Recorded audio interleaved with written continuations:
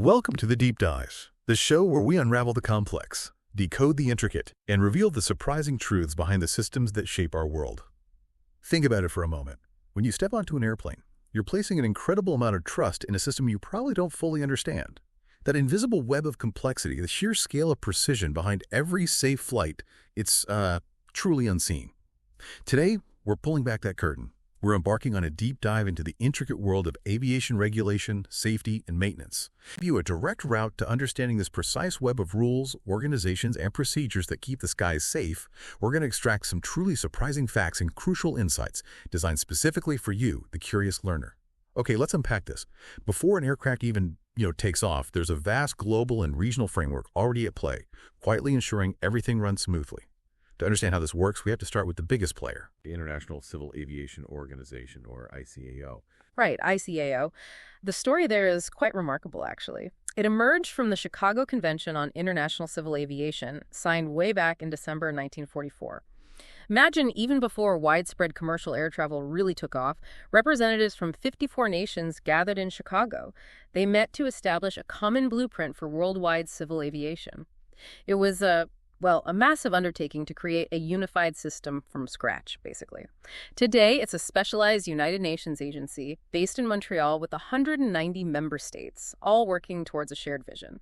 That's incredible foresight, building a global system even before the real boom in air travel hit.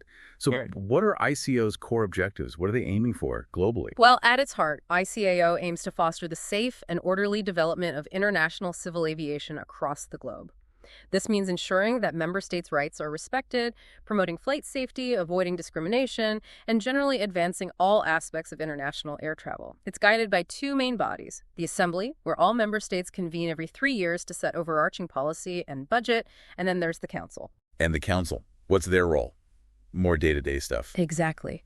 The Council is the governing body, elected by the Assembly for a 3-year term. They provide that continuous direction. And crucially, they adopt these standards and recommended practices, often called SARPs. These become the annexes to the Chicago Convention. And these aren't just suggestions. They're the detailed global rules for everything from air traffic management to aircraft design, What's fascinating here is how ICAO tackles everything, from the really big challenges down to the tiny yet absolutely critical details. For instance, the sources point out how they standardized how numbers are written, using spaces between groups of 3 digits, like 1,000,000,000, not commas like in the US, or periods like some places in Europe. That seems simple, but vital for clarity. They also mandated the use of International System of Units, SI units, and their prefix is mega, nano, for all aspects of international civil aviation. Think about the impact of that. Ensuring that a pilot in one country reads a pressure gauge exactly the same way a controller in another does. It prevents potentially dangerous misinterpretations. It's just a foundational insight into how global communication precision, down to the decimal point, really makes international flights seamlessly safe. That's a perfect example, tackling those foundational elements for worldwide consistency and safety. But what happens when we zoom in from the global stage to a powerful regional player, like the European Aviation Safety Agency, EASA? EASA. Right. EASA is basically the cornerstone of the European Union's strategy for aviation safety. Its mission is crystal clear: promote and achieve the highest common standards of safety and environmental protection in civil aviation across Europe. They're based in Cologne, Germany, became operational back in September 2003, and their responsibilities are really cemented by EU regulation, specifically Basic Regulation, EC, No. 216/2008. Okay, so if we connect this to the bigger picture then, EASA isn't just making rules for Europe. No, not just making them. They're actively ensuring they're implemented. Yeah. They even help member states meet their global obligations under ICAO. So it's like a regional enforcer for the global standards. Precisely. EASA's mandate is incredibly broad. Beyond just providing technical expertise to the EU for new legislation, they actively ensure rules are followed. They do this through inspections in member states. They're also responsible for the certification of everything, the aircraft itself, its individual components, and they even issue licenses to the organizations that design, manufacture, and maintain these products. Wow. Yeah, and their reach extends to approving operators from outside the EU who want to fly into Europe, so ensuring global consistency there too. And since 2009, their competence expanded even further. Now includes safety at airports, in air traffic management, ATM, and air navigational services, ANS. It's huge. And structurally, EASA operates as an independent EU body, right, with its own legal identity. How does that independence and its internal oversight ensure fairness and accountability? Oh, it's vital. The agency is led by its executive director. He or she has the authority to adopt acts concerning safety and environmental protection and is responsible for managing the agency, the budget. But this individual and the agency itself are supervised by an independent board. Representatives from member states and the European Commission sit on that. And for fairness, there's even a board of appeals to review individual decisions made by the agency. So clear separation of functions, independent review. Makes sense. Their working methods really emphasize transparent procedures and swift action if there's a safety problem. Plus, you have robust financial control ensured by various EU audit bodies, the European Court of Auditors, Parliament grants discharge. This whole multi-layered oversight system, it really guarantees trust in their safety directives. Okay, so with these powerful global and regional agencies setting the standards, what does this all mean for the actual aircraft you fly in? And the highly skilled people keeping them airworthy? This is where it gets really interesting, I think, as we dive into the specific EASA regulations that govern this crucial work. Yeah, think of aviation safety as this meticulously built ecosystem, you know? Every part relies on another. EASA's regulatory framework is built on several foundational rulebooks, pillars, really. We're talking about Annex I Part M for continuing airworthiness, Annex 2 Part 145 for maintenance organization approvals, Annex 3 Part 66 for certifying staff, and Annex 3 Part 147 for training organization approvals. 145, 66, 147. Got it. And the sources highlight their interconnectedness perfectly. Like, an aircraft used for commercial air transport must be maintained according to Part M. That maintenance has to be done by a Part 145 approved maintenance organization using Part 66 qualified personnel who were trained in a Part 147 approved training center. See, it's a complete chain of custody for safety. That makes the system feel incredibly robust. Complete cycle. And there's that crucial caveat you mentioned before, right? These specific civilian regulations don't apply to military customs or police aircraft. Exactly. They operate under different specialized rules, not covered by these EASA parts. Okay, so let's zoom in now on the human element. Part 66, the certifying staff. Yeah. Who are they exactly, and why are they so pivotal? Certifying staff. These are the individuals responsible for, quite literally, signing off on an aircraft or component after maintenance has been performed. Their signature is the final stamp of approval. It declares that everything is safe and airworthy for flight. It's a huge responsibility they hold. And they have different license categories, right? You mentioned A, B1, B2, B3, C. Can you give us a sense of what these mean, like for a specific type of aircraft? Absolutely. So, for example, a Category B3 license, that applies specifically to the maintenance of smaller, non-pressurized airplanes with piston engines, specifically those under 2,000 kilograms maximum takeoff mass, or MTOM. Other categories cover different things. Subcategories like A1 and B1.1 cover turbine airplanes, while A4 and B1.4 cover piston helicopters. It gets very specific. It sounds like a very specialized path. What kind of training and experience does someone need to qualify for one of these licenses? Is it tough? Oh, it's extremely rigorous. You need to demonstrate a high level of knowledge in specific subject modules, usually through exams conducted by a Part 147 approved training organization, or sometimes the competent authority itself. But crucially, it also demands extensive practical maintenance experience, hands-on work. How much experience? It varies. For Category B2 and subcategories B1.1 and B1.3, for instance, it could mean 5 years of practical experience on operating aircraft if you have no previous technical training, or maybe 2 years if you've completed a basic training course approved under Part 147. So, significant time either way. Definitely. And as you might expect, applicants must be able to read, write, and communicate effectively in the language of the technical documentation they'll be using. You know, this raises an important question. Why such detailed, demanding requirements for these certifying staff? Yeah. Why so intense? It's about ensuring a deep, intuitive understanding, not just rote memorization, right? These individuals are making critical decisions, especially in situations like line maintenance, that can involve troubleshooting, fixing defects, even replacing major components like engines or propellers, sometimes right before a flight is due to depart. Oh, okay. The margin for error is basically non-existent, so their expertise, their judgment, it's paramount. That perfectly illustrates it. Their signature literally gives the green light. And they gain specific privileges, too, like certifying work on particular aircraft types. But that needs more training. That's right. They need an aircraft type rating endorsed on their license. And getting that first type rating in a category requires satisfactorily completing specific on-the-job training for that type. Continuous learning. Okay. Now, who provides the environment, the processes that support these skilled individuals? That brings us to the approved maintenance organizations, Part 145. Exactly, Part 145. And this is a critical regulatory pillar. The rule is simple. No organization in Europe can deliver a return-to-service certificate if not approved under Part 145.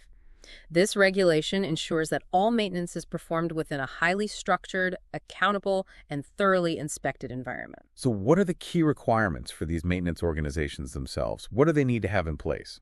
Well, first off, they must appoint an accountable manager. This person holds the ultimate corporate authority. They need to ensure maintenance can be financed and carried out to the required standard. The buck stops there, essentially. Okay, a clear line of responsibility. Definitely. Beyond that, the organization must establish and diligently control the competence of all its personnel involved in maintenance. And this includes, very importantly, an understanding of human factors and human performance issues, how people work, how they make mistakes, and how to mitigate that risk appropriate to their function. Human factors, right. And when it comes to the actual aircraft components, I imagine the rules are incredibly strict there, too. Oh, absolutely. Components must be meticulously classified, for instance, as satisfactory, unserviceable, maybe even unsalvageable. And their eligibility must be checked before installation, no question. Unserviceable, unsalvageable. What happens to those? It's critical to highlight that unsalvageable components, those that have hit their certified life limit or contain a non-repairable defect, are specifically prevented from re-entering the component supply system, unless maybe there are approved solutions like life limit extensions. But generally, once they're declared unsalvageable, they are out. Finished. That's a crucial control point. It is. The organization is also permitted, interestingly, to fabricate a restricted range of parts for its own internal use, but only as identified in their specific operational manual, their exposition. So precise control from start to finish. What about maintaining all the records, the maintenance data? That's another area of intense rigor. Organizations must hold and use applicable current maintenance data for all maintenance, mods, repairs, everything. And the maintenance records themselves, covering at least the last 2 years, must be retained and protected from damage, alteration, theft. Securely stored. Very. Even computer backup disks need to be stored in a different location from the working copies. Disaster recovery planning, essentially. And if an approved maintenance organization terminates its operations, all those retained maintenance records covering the last 2 years must be distributed to the last owner or customer or stored as specified by the competent authority. Nothing gets lost. That level of detail and foresight is truly impressive. What about their internal safety processes, like reporting problems? Mandatory. Any identified condition of an aircraft or component that endangers flight safety must be reported to the competent authority and, if applicable, to the commercial operator immediately. Furthermore, organizations must have established maintenance procedures designed specifically to minimize the risk of multiple errors and to capture errors on critical systems, thinking about how one mistake might interact with another. Building in checks and balances. It sounds like there's a comprehensive playbook for each organization outlining all these procedures. There is, absolutely. It's called the Maintenance Organization Exposition, or MOE. This is their definitive manual. It contains a statement of commitment from that accountable manager, a detailed description of the organization's scope of work, all its procedures, its quality system, everything. And this MOE, plus any subsequent amendments, must be formally approved by the competent authority. Ensures everything is documented, transparent, and consistently applied. Okay. And what key privileges does a Part 145 approved organization get once they meet all these rigorous requirements? Well, an approved Part 145 organization is entitled to maintain aircraft and/or components for which it is specifically approved. This can happen at their specified main locations, or occasionally elsewhere, say, to fix an aircraft that's broken down somewhere, unserviceability, or for routine line maintenance. And crucially, upon completion of maintenance, they have the authority to issue certificates of release to service. That's the official go-ahead for the aircraft to fly again. You see, this illustrates how crucial a robust, documented system is. It's not enough just to have skilled people. They need to operate within this meticulously defined framework that ensures consistent quality, continuous airworthiness. The detailed control over components, from acceptance right through to the disposal of unsalvageable parts, it directly impacts flight safety. It really demonstrates a clear why it matters in every single detail. Okay, from the foundational rules and the detailed maintenance practices, let's shift now. How do these regulations play out in daily air operations, that ongoing commitment to safety? First up, the operator's responsibilities, tied to that mandatory document, the Air Operator Certificate, or AOC. Right, the Air Operator Certificate, AOC. This is absolutely mandatory for any organization operating an airplane for commercial air transport. No AOC, no commercial flights. Simple as that. Once issued, the operator carries an immense responsibility. They must ensure the aircraft operates in accordance with all regulations and their own operations manual. They have to maintain a system for exercising operational control, ensure their aircraft are properly equipped, crews are fully qualified, the whole package. That's a tremendous amount of responsibility.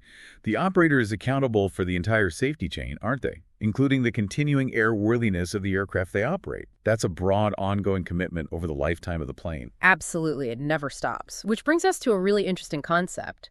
The Minimum Equipment List, or MILL. Ah, yes, the MILL. What exactly is that? Okay, the Minimum Equipment List, MEO. It's a document that an operator must establish for each airplane type they operate, and it has to be approved by the authority, the governing body. It's based on the manufacturer's Master Minimum Equipment List, MMEL, but it can't be less restrictive than the MEL. Okay, but what's its function? Its function is quite specific. It allows an airplane to operate safely even if certain instruments or equipment are inoperative. But, and this is key, only under very specific conditions outlined in the MEL. It's all about maintaining strict safety margins while allowing some operational flexibility. So a plane doesn't have to be 100% perfect technically to fly, as long as it's within these incredibly tight, predefined parameters. That's a fascinating balance. Exactly. It's a balance. The operator must also have a clear rectification program for any defects listed in the MEL, and they can only operate past a specified repair interval if the defect has been properly fixed or if the interval has been formally extended, which usually requires approval from the competent authority for more significant items. Makes sense.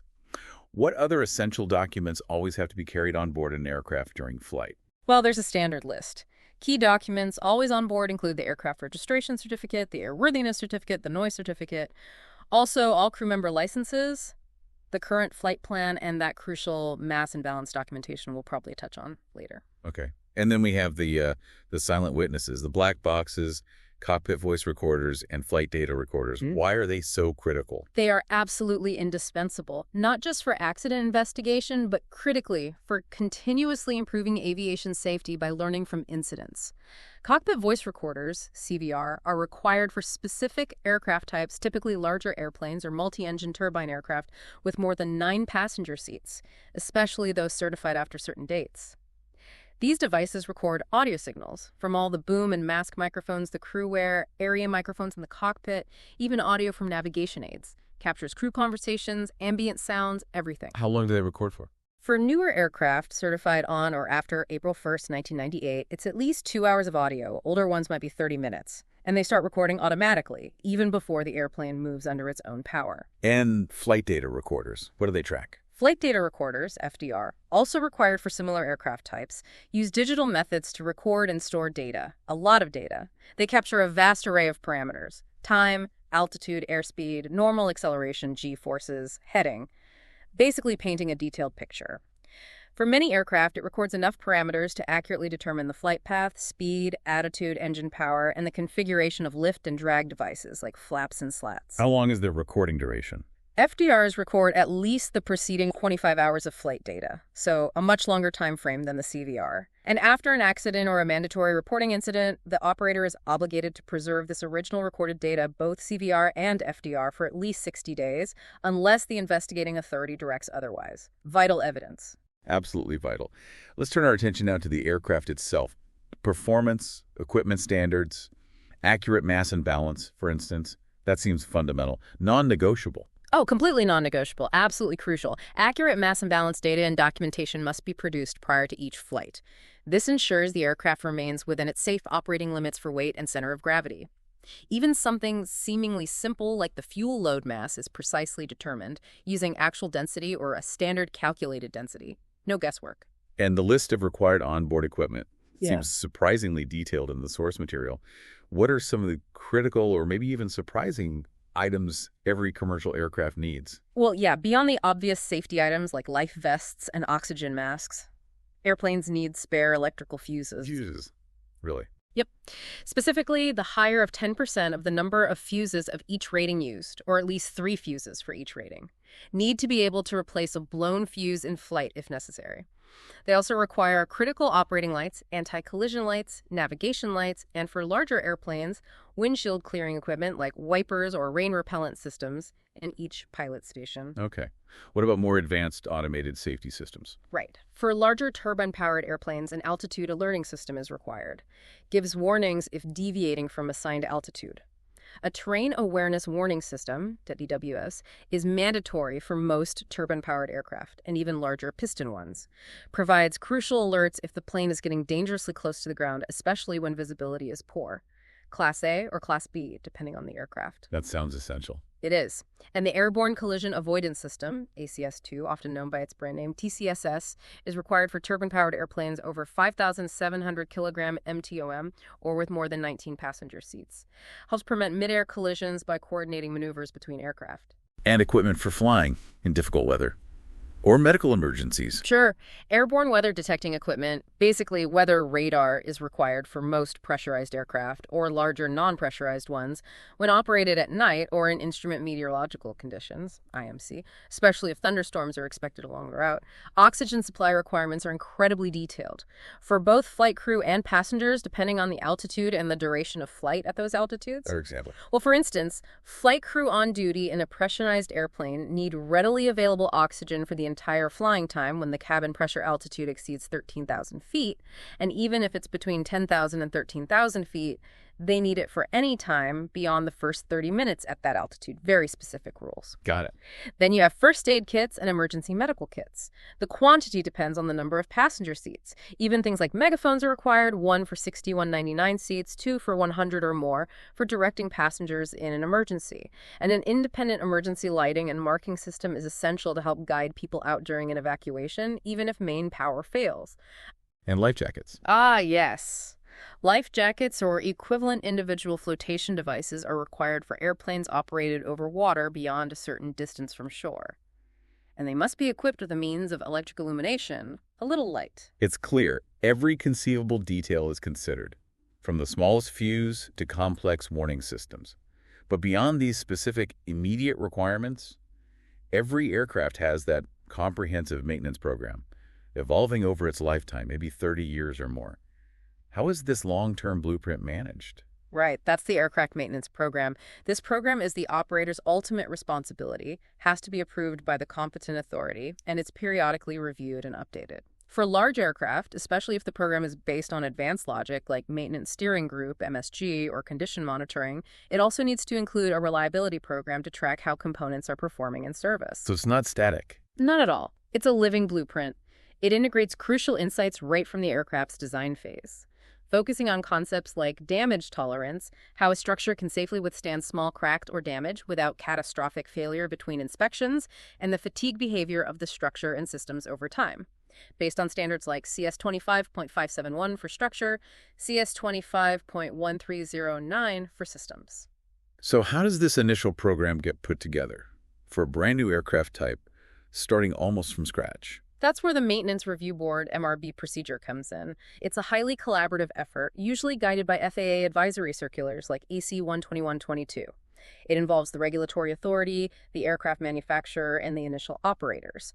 There's often a 3-level organization, an industry steering committee, ISC, various working groups focusing on specific systems or structures, and the MRB itself. This board analyzes the design, identifies potential failure modes, and recommends the initial scheduled maintenance tasks. It's about building in safety right from day one. And what's the core methodology they use? You mentioned MSG3. Yes, the Maintenance Steering Group, MSG3 methodology, is a sophisticated logical approach used to develop these maintenance programs, especially for complex modern aircraft. It focuses on functional failures, how a system or component might fail to perform its intended function, and then digs into the potential causes.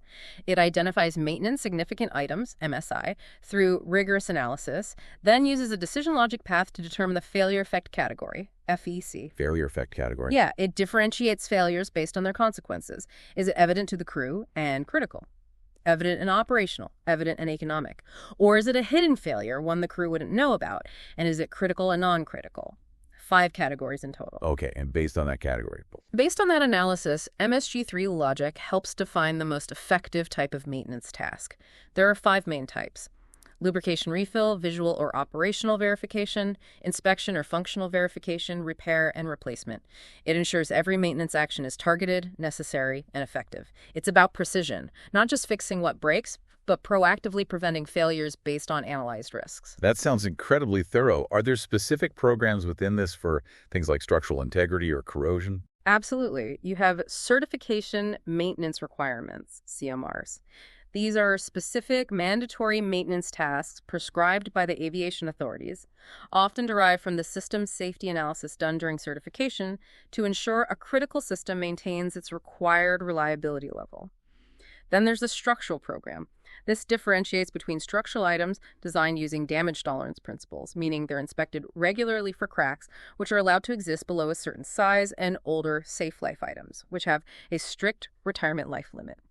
This leads to a list of airworthiness limitation items, ALI. These ALIs contain mandatory inspection thresholds, intervals, or life limits for critical structure.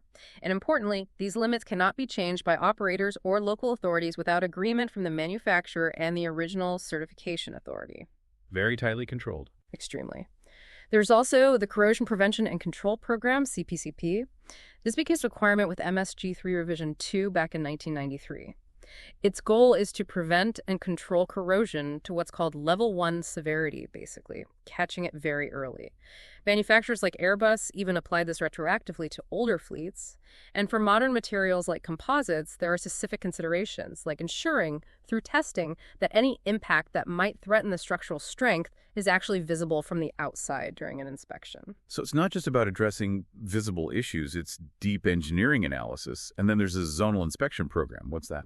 Right, the Zonal Inspection Program, ZIP. This provides a systematic way to check everything within specific zones or areas of the aircraft. It involves looking at visible structural parts, but also checking the general condition of installations equipment, wiring harnesses, hydraulic lines, conduits. It integrates general visual inspection tasks that might otherwise be scattered across other programs, helping to avoid duplication and make maintenance more efficient. Okay, so all of this analysis, MRB, MSG3, CMR, CPCP, ZIP, it all feeds into one central, living document that guides the aircraft's entire maintenance life. Exactly. That document is the Maintenance Planning Document, or MPD. This document follows the initial MRB report, which sets the baseline. But the MPD is constantly updated throughout the aircraft's operational life, often 30 years or more. It incorporates changes driven by operational experience, reliability data, and new regulations or safety information.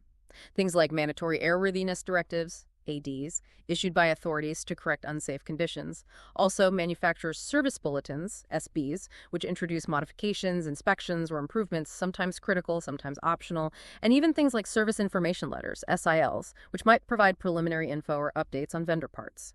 So SBs are for changes, SLs or SILs more from information. Generally, yeah. SBs often involve doing something specific to the aircraft, like a modification or a critical inspection. Service letters might convey information, like changes in materials, vendor mods, or just preliminary technical data. The MPD keeps track of all applicable tasks derived from these sources. Okay, fantastic. Finally, let's touch on some highly specialized operations. These demand even more rigorous approvals and procedures, really highlighting how aviation safety keeps evolving. Let's start with reduced vertical separation minima, or RVSM operations. What's that about? RVSM. Right. This is a big one for airspace efficiency. It allows specifically approved aircraft to fly with a reduced vertical separation between them just 300 meters or 1,000 feet in the airspace between flight level 290, that's 29,000 feet, and flight level 4NN, 41,000 feet. So they can fly closer together vertically. Exactly. This significantly increases the number of aircraft that can safely occupy that busy, high-altitude airspace. More routes, less congestion. But it requires specific operational approval from the competent authority. You need evidence the aircraft meets RVSM airworthiness standards, highly accurate altimeters, autopilot. You need established procedures for monitoring and reporting any height-keeping errors, and pilots need specific RVSM training. Maximizing efficiency, but only with proven capability and strict oversight. Makes sense. And then there's ETOP-PS. Sounds like it's about pushing the limits for twin-engine aircraft. Extended range operations with two-engine airplanes.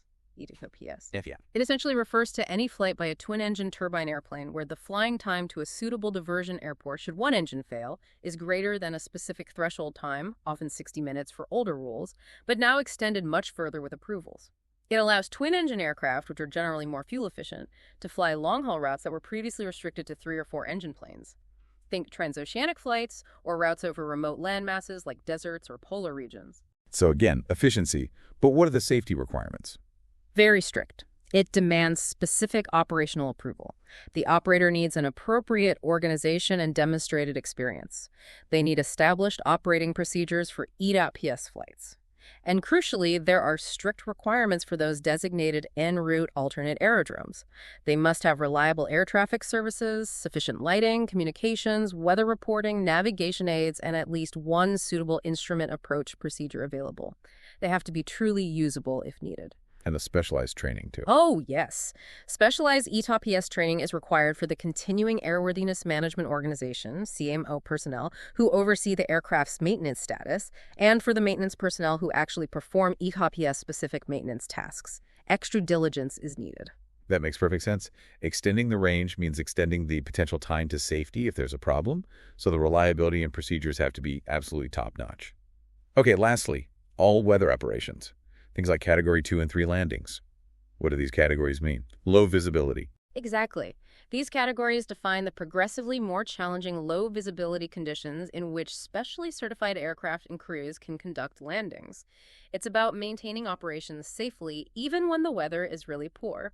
Category 2, or Cat 2, allows a landing decision height that's the lowest altitude the pilot can descend to on instruments before needing to see the runway environment to continue below 200 feet, but not less than 100 feet. And the runway visual range, or RVR, needs to be not less than 300 meters. Okay, that's pretty low. What about Cat 3? Category 3, Cat 3 is further subdivided. Category 3-3 pushes the decision height below 100 feet, sometimes down to 50 feet or even 0, with an RVR not less than 200 meters, and Category 3 goes even further. Decision height might be below 50 feet, potentially 0, and the RVR can be less than 200 meters, but not less than 75 meters. We're talking about landing in incredibly thick fog where you might not see the runway until you're practically on it. Wow. 75 meters RVR. That's landing in what feels like a literal whiteout. What are the stringent requirements for operators to achieve that? They must rely heavily on automation.